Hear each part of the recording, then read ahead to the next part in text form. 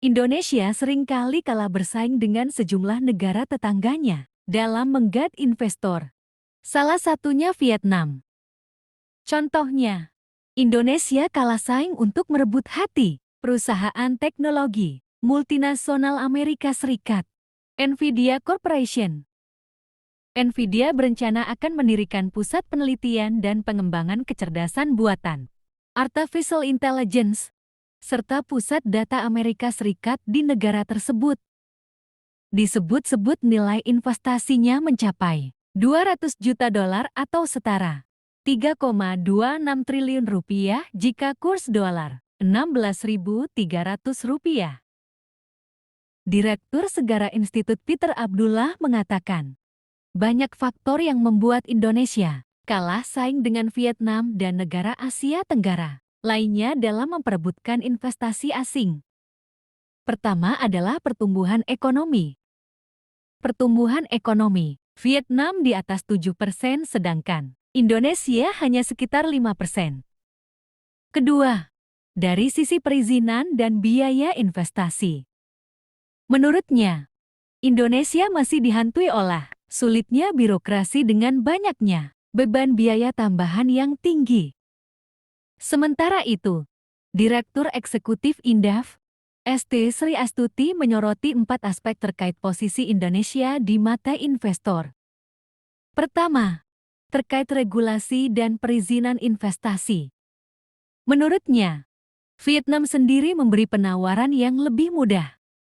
Kedua, perjanjian kerjasama lebih sedikit daripada Vietnam. Vietnam sudah banyak perjanjian kerjasama multilateral dan bilateral dengan negara-negara Eropa dan Amerika Serikat. Kemudian yang ketiga, upah tenaga kerja RE lebih mahal dibanding Vietnam. Menurutnya di Vietnam sendiri, upah dikendalikan pemerintah.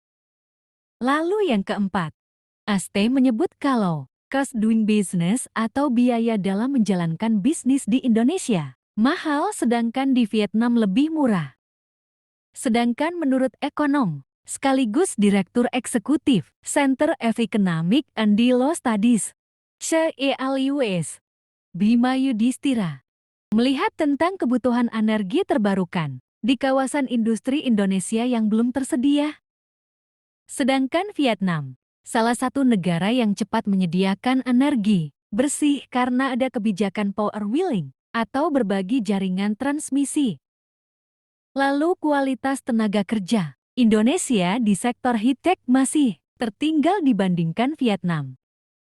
Kemudian, infrastruktur pendukung di kawasan industri belum sepenuhnya memadai, termasuk biaya logistik juga yang cukup mahal di Indonesia.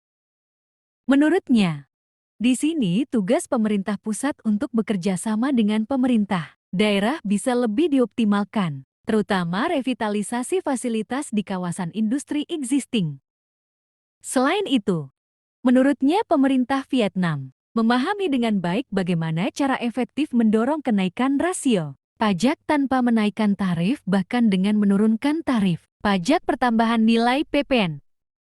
Di Vietnam tarif PPN sekitar 8% sehingga menjadi daya tarik tersendiri bagi wisatawan asing.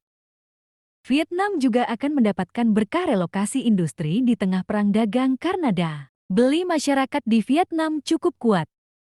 Di sisi lain, Vietnam juga akan lakukan perampingan kementerian sebagai upaya mengurangi beban biaya pegawai dan belanja birokrasi lainnya. Data Bank Dunia menyebut saat terjadi Perang Dagang Jilid 1 di tahun 2018 lalu, sebanyak 5 dari 8 perusahaan China lebih menyukai bergeser ke Vietnam dibanding ke Indonesia.